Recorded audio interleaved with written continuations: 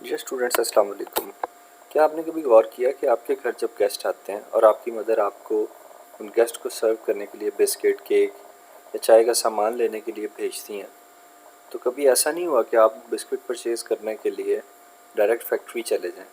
बल्कि क्या होता है कि आप आपके मोहल्ले की नुक्कड़ पे जो बेकरी है या दुकान है, आप वहाँ पे जाते हैं और वहाँ से जो भी रिक्वायर्ड प्रोडक्ट्स होती हैं वो लेके फ़ौरन घर आ जाते हैं। ऐसा नहीं होता कि आप लोग फैक्ट्री मूव कर जाएं। ज़ाहिर बात है, आप अगर फैक्ट्री जहाँ पे वो चीज़ बन रही है वहाँ तक लेने जाएंगे, लेके आएंगे, तो तब तक आपके मेहमान जा चुके होंगे। तो इसीलिए बेसिकली हमारा जो टॉपिक है वो रिटेलिंग के बारे में है।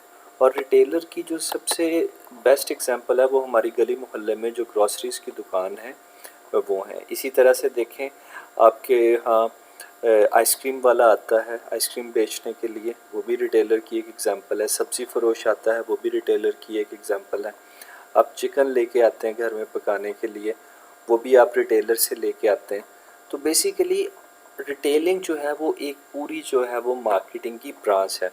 और आज जो है इस लेक्चर में हम रिटेलिंग के बारे में बात करेंगे। आपको रिटेलिंग के बारे में कंप्लीट इन्फॉर्मेशन देंगे कि रिटेलिंग क्या होती है, रिटेलिंग की टाइप्स क्या हैं, रिटेलिंग क्यों इम्पॉर्टेंट है और इससे जुड़ी हुई और बहुत सी बातें।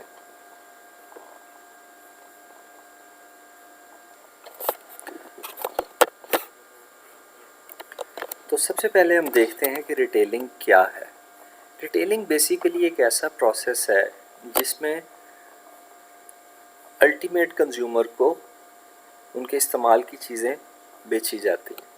या यूँ कह लीजिए, the process of selling good to ultimate consumer for their personal consumption is called retailing. अब देखें इसमें क्या है कि एक ऐसा प्रोसेस जिसके ज़रिए हम अल्टीमेट कंज्यूमर या फाइनल कंज्यूमर को उनकी इस्तेमाल की चीज़ें पहुंचाते हैं, वो प्रोसेस जो है वो हमारा रिटेलिंग कहलाता है। आप देखें, आपने जब सब्ज़ी परचेज़ करनी होती है पकाने के लिए, तो आप कभी भी सब्ज़ी ख़रीदने के लिए जिस खेत में वो उग रही होती है वहाँ नहीं जाते, बल्कि आप जो है वो सब्ज़ी की दुकान से लेते हैं। इसका मतलब है रिटेलर एक ऐसा पर्सन है जो कि मार्केट जो कि बल्क में जो है वो बल्क क्वांटिटी में चीज़ों को ख़रीदता है और बल्क में ख़रीदने के बाद उसको थोड़ा थोड़ा आगे जो है वो बेचता है। रिटेलर को परचून फरोश भी कहा जाता है। जो वर्ड रिटेल है बेसिकली एक फ़्रेंच वर्ड से आया है, और फ्रेंच वर्ड रिटेलर जो है इसका मतलब है कि बल्क को छोटे छोटे हिस्सों में तकसीम कर देना। तो आप देखें, अगर एक रिटेलर है वो चीनी की एक बोरी लेके आता है, तो वो एक कोई कस्टमर उससे 2 किलो लेके जा रहा है, कोई 5 किलो लेके जा रहा है, कोई 10 किलो लेके जा रहा है।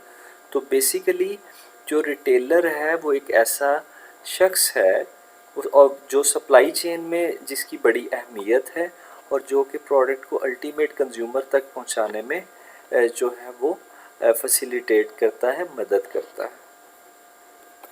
ओके जी, रिटेलिंग की नेचर क्या है। रिटेलिंग में बेसिकली जो है दो चीज़ें इंपॉर्टेंट हैं, रिटेलर और रिटेलिंग।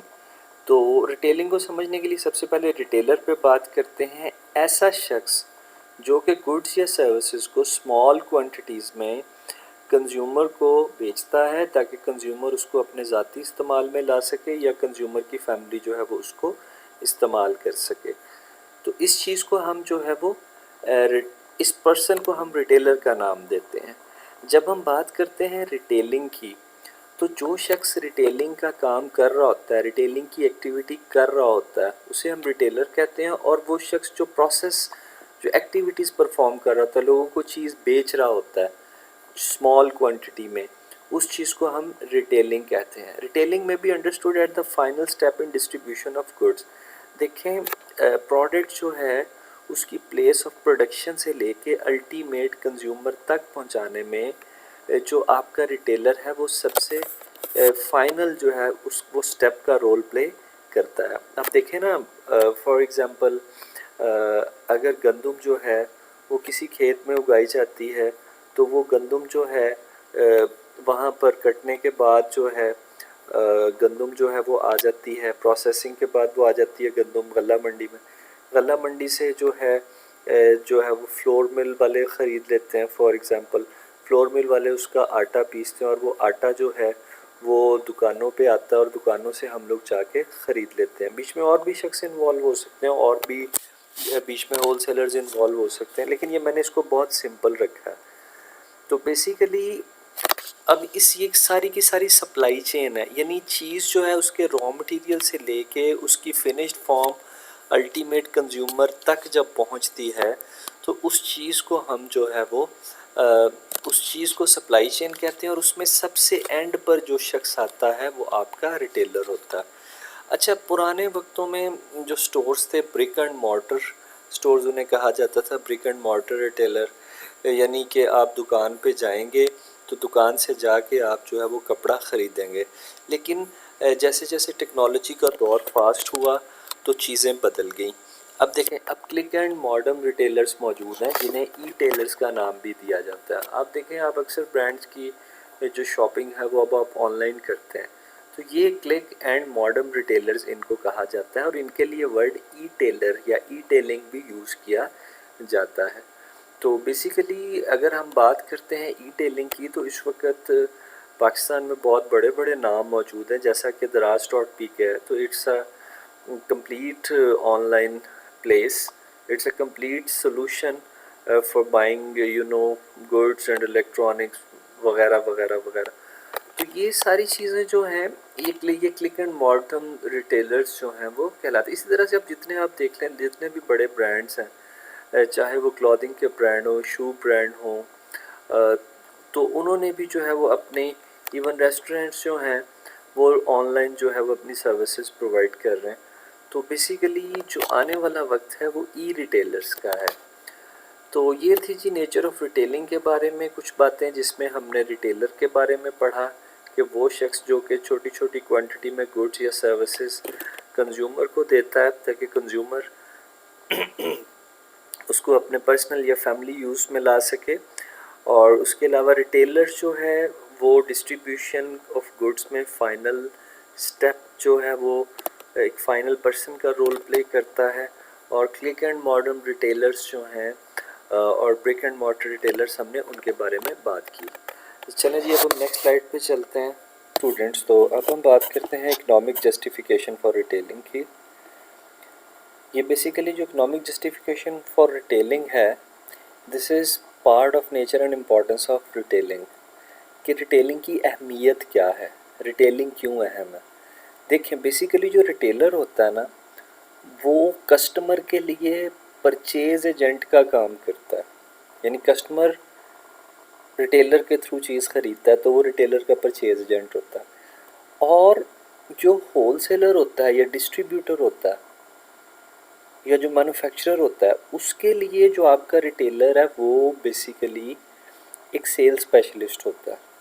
तो बेसिकली जो रिटेलर है ये एक हब का काम करता है, किसके दरमियान, कस्टमर के दरमियान और मैन्युफैक्चरर के दरमियान। तो रिटेलर जो है वो उसका रोल बड़ा पावरफुल होता है। रिटेलर जो है कस्टमर, बाज़ रिटेलर्स ऐसे होते हैं जिनकी ज़ुबान पर कस्टमर ट्रस्ट करते हैं और वो जो ब्रांड रिकमेंड करें कस्टमर उस ब्रांड से इधर उधर नहीं हिलता है। तो जो आपका रिटेलर है वो बड़ा पावरफुल रोल प्ले करता है। रिटेलर जो है वो और बहुत सारे रोल प्ले करता है, जैसा कि वो कस्टमर की नीड्स को अंडरस्टैंड करता है और उसके अलावा according to the needs of customer, according to purchasing power of customer, वो अपने पास डिफरेंट प्रोडक्ट्स जो हैं उनकी एक इन्वेंट्री अपने पास डेवलप करता है। उसके अलावा मार्केट के बारे में इंफॉर्मेशन जो है वो रखता है, कस्टमर की लाइकिंग डिसलाइकिंग को जानता है और उसके अलावा जो है कस्टमर के पास फाइनेंसिंग के क्या ऑप्शंस हैं वो इनके बारे में भी कस्टमर को गाइड करता है। तो बेसिकली जो है रिटेलिंग जो है ये इस लिहाज से भी आसान है कि रिटेलिंग स्टार्ट करने के लिए बहुत ज़्यादा इन्वेस्टमेंट रिक्वायर नहीं होती। बेसिकली एक बड़े छोटे लेवल पर एक छोटी सी करियाने की दुकान से भी जो है रिटेलिंग का आगाज़ किया जा सकता है। अगर आप यूनाइटेड स्टेट्स की बात करें तो यूनाइटेड स्टेट्स की इंडस्ट्री में, सर्विसेज इंडस्ट्री में जो रिटेलिंग है ये एक बड़ा इम्पोर्टेंट जो है इसका रोल है। हम बात करते हैं पॉइंट बी की। पॉइंट बी है about size of market and firms. Basically जब हम size of market and firms की बात करते हैं तो इसमें एक बड़ा इम्पॉर्टेंट फैक्टर है, वो ये है कि आपके मुल्क में आपके जैसे पाकिस्तान की हम बात करते हैं तो पाकिस्तान में जो है वो मार्केट साइज़ क्या है, कौन सी फर्म इसमें काम कर रही है। देखिए इसमें डिफरेंट मॉडल्स हैं। कुछ तो वो एक किराने की दुकान है जो कि आपकी रिटेलिंग इंडस्ट्री का एक बड़ा पोर्शन है, जो कि छोटी छोटी हर गली मोहल्ले में मौजूद है। ये स्मॉल प्लेयर्स हैं। जब हम इनसे थोड़ा अप लेवल पर जाते हैं तो फिर हमारे पास जो है वो स्टोर्स आ जाते हैं, डिपार्टमेंटल स्टोर्स आ जाते हैं। डिपार्टमेंटल स्टोर से थोड़ा हम प्लस पे जाते हैं तो फिर हमारे पास जो है सुपर स्टोर्स आ जाते हैं। फिर हमारे पास जो है वो कंप्लीट जो है शॉपिंग मॉल्स आ जाते हैं। तो इसमें डिफरेंट जो है हमारे पास जो है वो फर्म्स डिफरेंट मॉडल्स काम कर रहे हैं। जैसे पाकिस्तान में अगर हम बात करें तो हाइपर स्टार जो है बेसिकली वो एक बहुत बड़ा ब्रांड नेम है। और इसी तरह से अगर हम बात करते हैं चेन्स की तो इम्तियाज़ सुपर मार्केट या इम्तियाज़ स्टोर जो है वो एक बहुत बड़ी चेन है। तो ये डिफरेंट किस्म के मॉडल्स काम कर रहे हैं।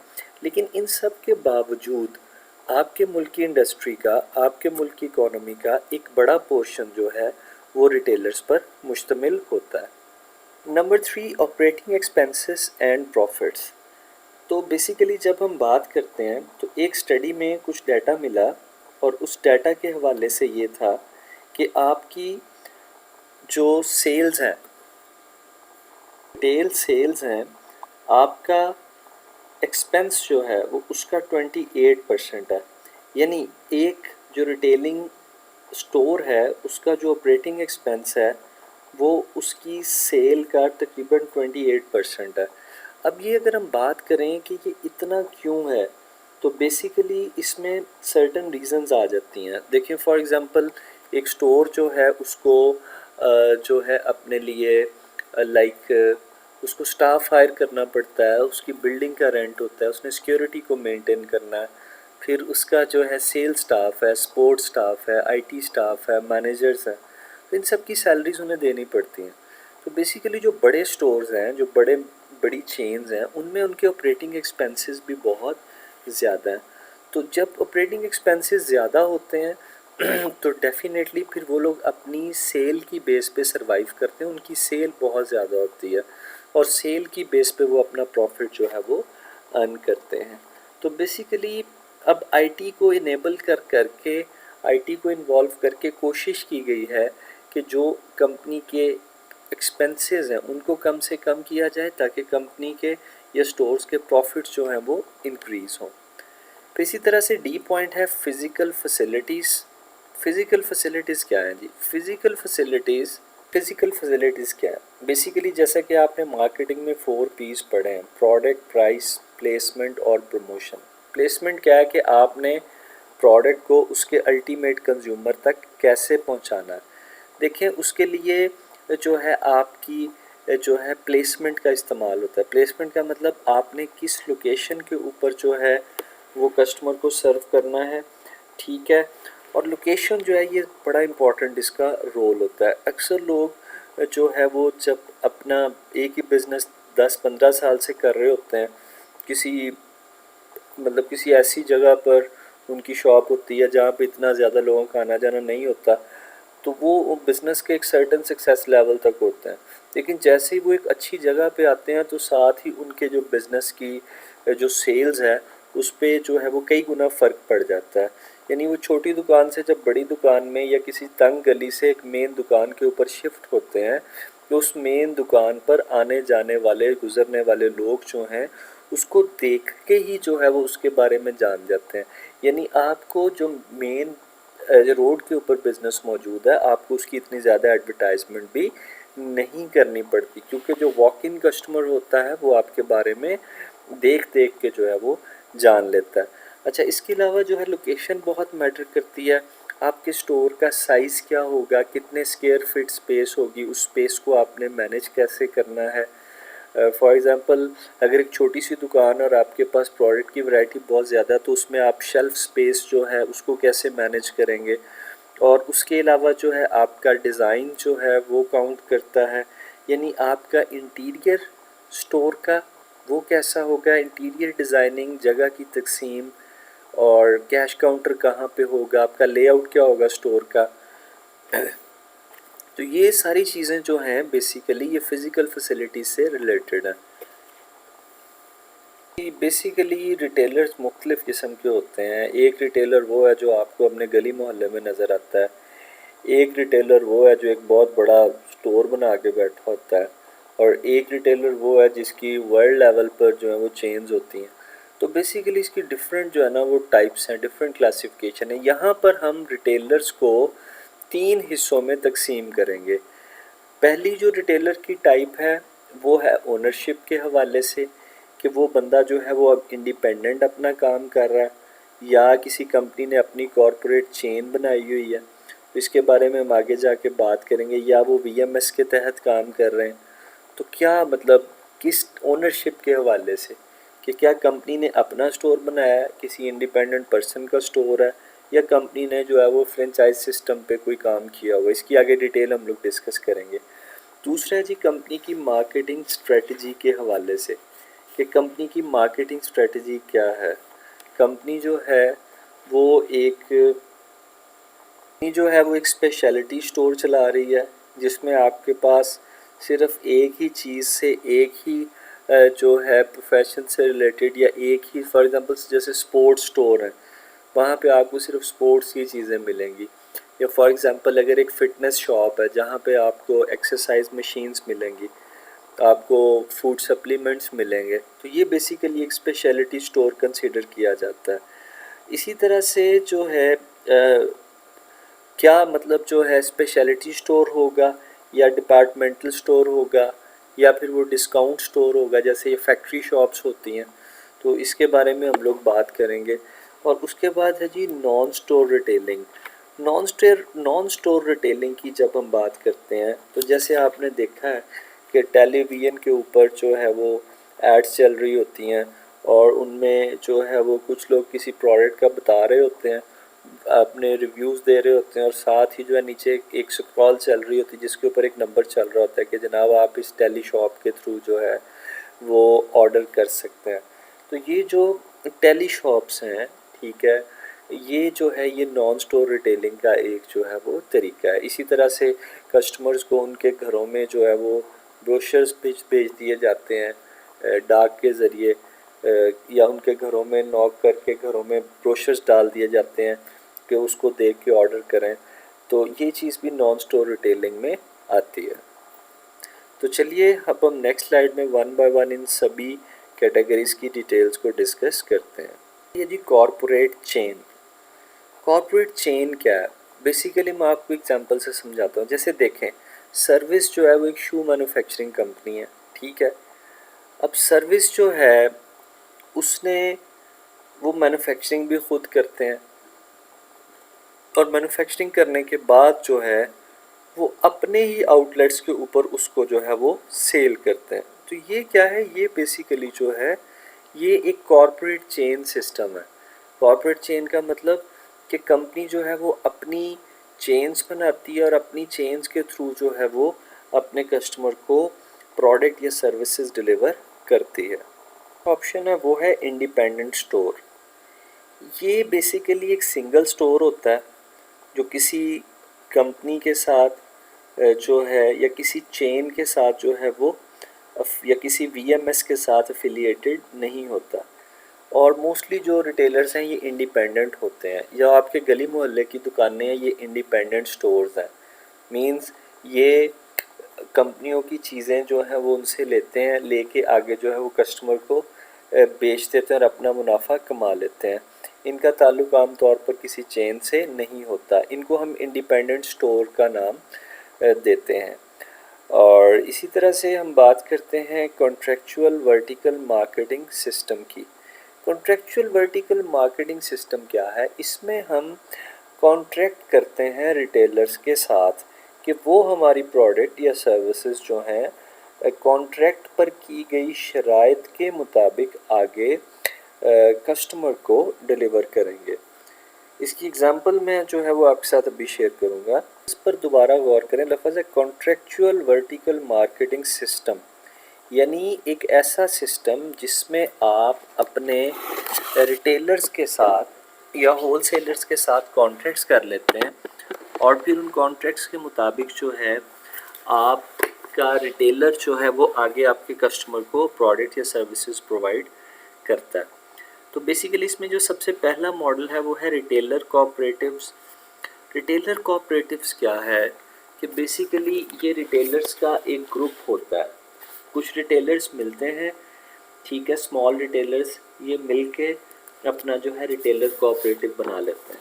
यानी वो करते क्या हैं, फॉर एग्जांपल 10 दुकानदार हैं तो वो एक स्टोर मिलके बना लेते हैं। अब एक ही स्टोर के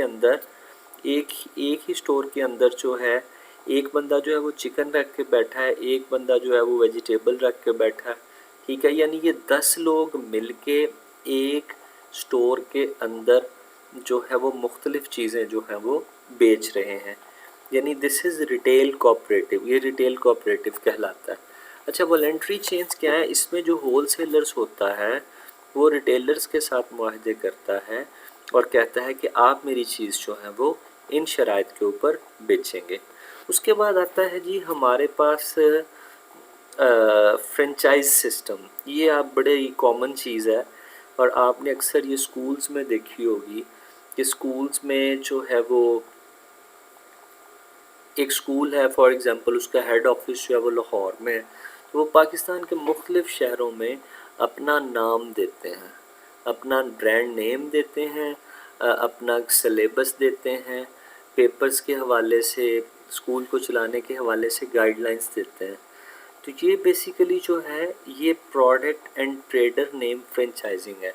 इसमें आप नाम अगले बंदे का इस्तेमाल करते हैं और आप उसमें जो है ये अगले बंदे की प्रोडक्ट इस्तेमाल करते हैं। अच्छा, प्रोडक्ट फ्रेंचाइजिंग में आता है, जैसे आपने देखा होगा कि अक्सर जो यहाँ पर फास्ट फूड की चेन्स हैं वो लाहौर से आई होती हैं, ठीक है। तो वो बेसिकली क्या कर रही होती हैं, वो जो है ख़ुद प्रोडक्ट बना के ख़ुद प्रोडक्ट मैन्युफैक्चर करके तो उस लाहौर वाले ब्रांड नेम के नाम से बेच रही होती हैं और उनको उसकी रॉयल्टी पे कर रही होती हैं। तो बेसिकली फ्रेंचाइज सिस्टम क्या है कि जिसमें आप अगले बंदे का किसी ब्रांड का नाम यूज़ करते हैं और उसके नाम को यूज़ करके काम करते हैं। तो बेसिकली इसमें जो नेक्स्ट चीज़ है वो है business format franchising. Format franchising क्या है, बिज़नेस फॉर्मेट फ्रेंचाइजिंग में बेसिकली जो है एक आपको कंपनी जो है वो तमाम की तमाम गाइडलाइंस जो है वो मुहैया करती है। यानी कि अपना नाम भी देती है, उस प्रोडक्ट को तैयार करने के लिए अपना फार्मूला भी देती है। जैसे हम बात करें अगर तो पेप्सी कोला की बात करें तो ये बिज़नेस फॉर्मेट फ्रेंचाइजिंग है जिसमें कंपनी जो है वो आपको अपना नाम भी देती है और कंपनी जो है वो आपको पेप्सी या कोक का जो फार्मूला है वो भी देती है। यानी ये पानी जो है वो लोकल यूज़ होता है और इसका जो रेसिपी होती है यानी उस पानी के अंदर जो डाला जाता है, जो केमिकल्स डाले जाते हैं वो बाहर से इंपोर्ट होते हैं, वो बेसिकली कंपनी भेजती है, पेरेंट कंपनी भेजती है इनको। तो ये जो है ये रिटेलर की क्लासिफिकेशन थी according to form of ownership. दोबारा सुन लें, फॉर्म ऑफ ओनरशिप का बेसिकली मतलब ये है कि मलकियत के लिहाज से रिटेलर्स की कितनी किस्में हैं। कुछ ऐसी कंपनियां जो अपने बड़े बड़े स्टोर्स बना लेती हैं, अपनी प्रोडक्ट बनाती हैं, अपने स्टोर्स पे बेचती हैं। दूसरे क्या है, इंडिपेंडेंट स्टोर, गली मोहल्ले में मौजूद स्टोर। तीसरा है जिसमें आप किसी का नाम ले लेते हो या उसका फार्मूला ले लेते हो और फिर उस पर बिज़नेस करते हो। तो ये थी classification of retailers by form of ownership. आता है जी डिपार्टमेंट स्टोर्स। डिपार्टमेंट स्टोर जो हैं बेसिकली इनके पास जो है प्रोडक्ट की काफ़ी रेंज मौजूद होती है और इनमें जो है आपको बहुत सारी प्रोडक्ट्स मिल जाती हैं और ये आम तौर पर जो है हर मार्केट में जो है वो मौजूद होते हैं और काफ़ी बड़े एरिया को कवर करते हैं। उनको हम डिपार्टमेंट स्टोर का नाम देते हैं। यानी छोटे छोटे डिपार्टमेंट्स बने होते हैं, कॉस्मेटिक्स का भी डिपार्टमेंट होगा, क्रॉकरी का भी डिपार्टमेंट होगा, इसी तरह से जो है लाइक जो कुकिंग ऑयल है, ठीक है, किचन की जो किचन से रिलेटेड जो चीज़ें हैं उनका भी डिपार्टमेंट होगा। यानी डिफरेंट डिपार्टमेंट्स बने होते हैं और आप उन डिपार्टमेंट से अपनी मर्ज़ी की चीज़ ले लेते हैं। दूसरी जो चीज़ है वो है जनाब डिस्काउंट स्टोर्स। अच्छा, डिस्काउंट स्टोर्स बेसिकली क्या होते हैं, इधर भी प्रोडक्ट की काफ़ी रेंज होती है और ये जो है डिस्काउंट स्टोर्स ये आम तौर पर यहाँ पर कम कीमत पर चीज़ें दस्तयाब होती हैं, सस्ती दुकान। यूटिलिटी स्टोर इसकी एक एग्ज़ाम्पल है। और यूटिलिटी स्टोर के अलावा यूएसए में जो वॉलमार्ट है, वॉलमार्ट जो है वो इसकी एग्ज़ाम्पल है। वॉलमार्ट का तो स्लोगन है जी एवरीडे लो प्राइसेस। आप नेट पे चेक करें, आपको वॉलमार्ट की सारी डिटेल्स मिलेंगी। वॉलमार्ट पर बहुत सारे केस स्टडीज़ भी मौजूद हैं। उसके बाद आता है जी लिमिटेड लाइन स्टोर्स। अच्छा, लिमिटेड लाइन स्टोर्स क्या हैं? लिमिटेड लाइन स्टोर्स वो हैं जिनमें आम तौर पर बहुत जो है लिमिटेड प्रोडक्ट्स अवेलेबल होती हैं और ये आम तौर पर जो है आप कह सकते हैं कि यहाँ पर वो प्रोडक्ट्स अवेलेबल होती हैं जो हर एक के इस्तेमाल के लिए नहीं होती, उनको हम लिमिटेड लाइन स्टोर का नाम देते हैं। स्पेशलिटी स्टोर्स क्या हैं? स्पेशलिटी स्टोर्स जो हैं ये भी एक तरह से आप यूँ कह लें कि यहाँ पर आपको बेसिकली एक ख़ास एरिया से रिलेटेड जो है वो प्रोडक्ट्स मिलेंगी। फॉर एग्ज़ाम्पल जैसे खेलों के सामान की दुकानें स्पेशलिटी स्टोर्स हैं, उनके पास जो है खेलों के सामान की सिर्फ वैरायटी होगी, यानी आपको यहाँ से खेलों का सामान मिलेगा, आपको वहाँ पर जो है स्पोर्ट्स वियर मिलेगा, लेकिन आपको वहाँ पर जो है वो खाने पीने की चीज़ें नहीं मिलेंगी। ठीक है, तो ये है जी स्पेशलिटी स्टोर। उसके बाद है जी कैटेगरी किलर। कैटेगरी किलर क्या है? कैटेगरी किलर स्टोर एक ऐसा स्टोर है। किलर स्टोर क्या है? फॉर एग्ज़ाम्पल कुछ ऐसे स्टोर्स हैं जहाँ पर आपको सिर्फ टॉयज़ मिलेंगे और वहाँ पे आपको टॉयज़ की तमाम रेंज मिलेगी। कुछ ऐसे स्टोर्स हैं जो कि जो हैं वो ऑर्गेनिक स्टोर्स हैं जहाँ पे आपको सिर्फ और सिर्फ ऑर्गेनिक प्रोडक्ट्स की तमाम वैरायटी मिलेगी। ये स्टोर्स क्या कहलाते हैं? ये स्टोर्स कहलाते हैं कैटेगरी किलर्स। यानी वहाँ पर जो प्रोडक्ट्स होंगी एक स्पेसिफिक टाइप में, उन्हीं की सारी वैरायटी जो है वो मौजूद होगी। जैसे टॉयज़ हैं तो वहाँ पे आपको टॉयज़ की रिमोट वाले टॉयज़ भी मिलेंगे, स्टफ़ टॉयज़ भी मिलेंगे। ठीक है, you will get all the toys from that particular toy shop और particular toy category killer store. उसके बाद है जी सुपर मार्केट्स। मार्केट में भी बहुत ज़्यादा रेंज होती है प्रोडक्ट्स की और डिफरेंट जो हैं उसमें सेक्शंस बने होते हैं। हर सेक्शन में हर प्रोडक्ट की जो है वो बेतहाशा जो है वो वैरायटी मौजूद होती है। इसकी बहुत बेस्ट एग्जांपल जो है वो आपका हाइपर स्टार है। तो आप उसको जो है उसको अगर जहन में लाएं तो आपको सुपर मार्केट का कॉन्सेप्ट जो है वो क्लियर हो जाएगा। इस तरह से कन्वीनियंस स्टोर्स हैं। कन्वीनियंस स्टोर्स वो हैं जी जो गली मोहल्ले के छोटी दुकानें हैं जहाँ पर आप जाते हैं और जाके वहाँ से आप मतलब बिस्किट भी ले लेते हैं, बच्चों को टॉफ़ियाँ और चॉकलेट्स भी ले देते हैं, वो कन्वीनियंस स्टोर्स हैं। उसके बाद है जी वेयर हाउस क्लब्स। अच्छा, वेयर हाउस क्लब्स क्या है? वेयर हाउस क्लब्स बेसिकली वो स्टोर्स हैं या वो क्लब्स हैं। क्लब एक ऐसा स्टोर है जिसमें कस्टमर्स लार्ज क्वांटिटी में प्रोडक्ट्स ख़रीद सकते हैं।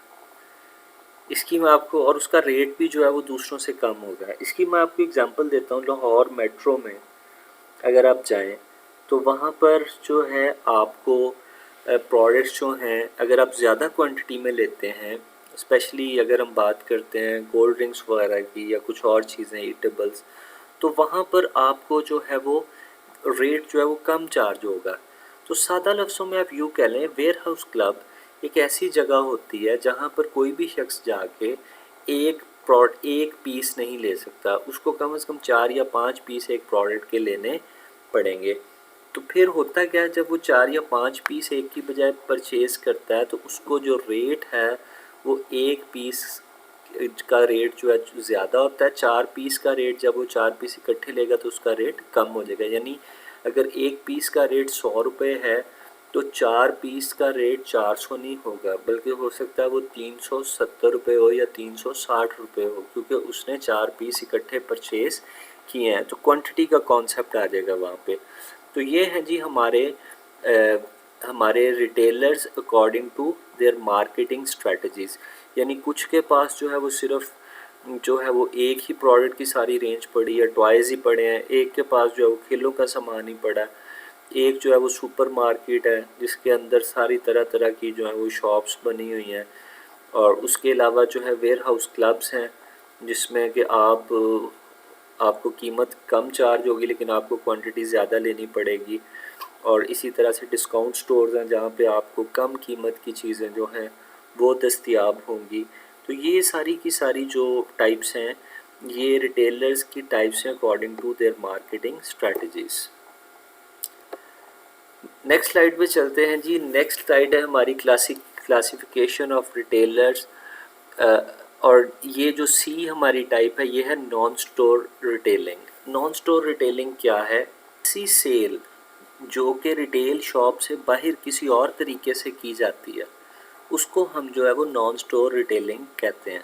फॉर एग्ज़ाम्पल आपने अक्सर जो है जगहों पे देखा होगा कि ऑटोमेटिक वेंडिंग मशीन्स लगी होती हैं जिसके अंदर आप जो है वो पैसे डालते हैं और वो आपको कोल्ड ड्रिंक जो है वो दे देता है। या डिफरेंट फॉरेन कंट्रीज़ में यूनिवर्सिटीज़ में ऐसी मशीन्स लगी हुई हैं, आप उनमें कॉइन्स डालते हैं, पैसे डालते हैं, तो वो आप उससे पेंसिल या जो आपको स्टेशनरी रिक्वायर्ड होती है वो आप वहाँ से ले सकते हैं। ये बेसिकली ऑटोमेटिक वेंडिंग का कॉन्सेप्ट है। अब देखिए वहाँ पर कोई बंदा मौजूद नहीं है, वहाँ पे कोई स्टोर मौजूद नहीं, एक मशीन लगी हुई है और वो मशीन ऑटोमेटिकली पैसे ले रही है, लोगों को चीज़ें दे रही है। तो ये नॉन स्टोर रिटेलिंग का कॉन्सेप्ट है। नॉन स्टोर रिटेलिंग में आगे फर्दर इसकी जो है 5 टाइप्स हैं। पहली है डायरेक्ट सेलिंग, दूसरी है टेली मार्केटिंग जैसा कि मैंने कुछ टाइम पहले डिस्कस किया था, और ऑटोमेटिक वेंडिंग जिसकी मैंने आपको अभी एग्जांपल दी है, वेंडिंग मशीन जिसमें आप पैसे डाल के तो उससे जो है वो कोई भी प्रोडक्ट जो है जो उसमें मौजूद है वो आप ले सकते हैं। ऑनलाइन रिटेलिंग क्या है? ऑनलाइन रिटेलिंग ये है कि जिसमें लोग, आपने देखा होगा फेसबुक पे अपने पेजेस बना लेते हैं, उन पेजेस पे अपनी प्रोडक्ट्स की एडवर्टीज़मेंट करते हैं और उन पेजेस के थ्रू ही उनको जो है लोग मैसेज करते हैं, अपना ऑर्डर देते हैं और वो उस ऑर्डर को फुलफ़िल कर देते हैं। इसी तरह से जो है डायरेक्ट मार्केटिंग है, डायरेक्ट मार्केटिंग के बारे में भी हम लोग अभी बात करेंगे। तो सबसे पहले आता है जी डायरेक्ट सेलिंग। क्या है? जिसमें एक बंदा आपको डायरेक्टली अप्रोच करता है, आपके पास चल के आता है। जैसे ये इंश्योरेंस कंपनीज़ हैं तो ये डायरेक्ट सेलिंग भी करती हैं, यानी इनके मार्केटिंग रिप्रेजेंटेटिव आपके पास आते हैं और आके आपको पॉलिसीज़ के बारे में इंफॉर्मेशन देते हैं और पॉलिसी बेचने की कोशिश करते हैं। ये डायरेक्ट सेलिंग है। इसे जो है वो पर्सनल सेलिंग का नाम भी दे सकते हैं।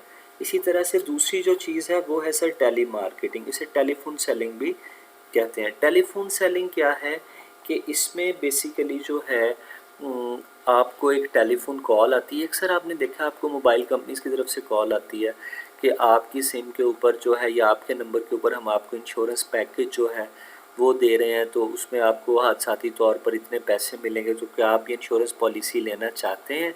यानी ये टेलीफोन पे कॉल करके लोगों को प्रोडक्ट या सर्विसेज बेची जाती हैं। फॉरेन कंट्रीज़ में ये कॉन्सेप्ट, ये रुझान काफ़ी ज़्यादा है, लेकिन फॉरेन कंट्रीज़ में लोगों को प्राइवेसी का भी इशू होता है कि लोग कहते हैं कि यार हमारी जो है ना प्राइवेसी डिस्टर्ब होती है बार बार कॉल आने से।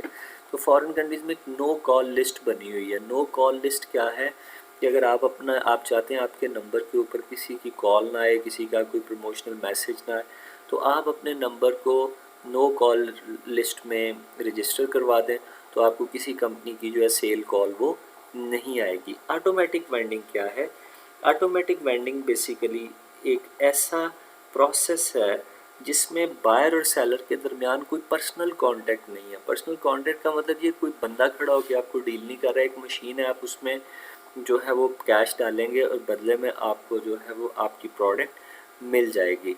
ये ऑटोमेटिक वेंडिंग का कॉन्सेप्ट है। ऑनलाइन रिटेलिंग जो है it's very much popular. Online retailing जो है इसको ऑनलाइन सेलिंग भी कहा जाता है, इसको इंटरनेट मार्केटिंग का नाम भी इसको मतलब जो है लोग देते हैं, मुख्तलिफ नाम है इसके। इसको ई टेलिंग भी कहा जाता है।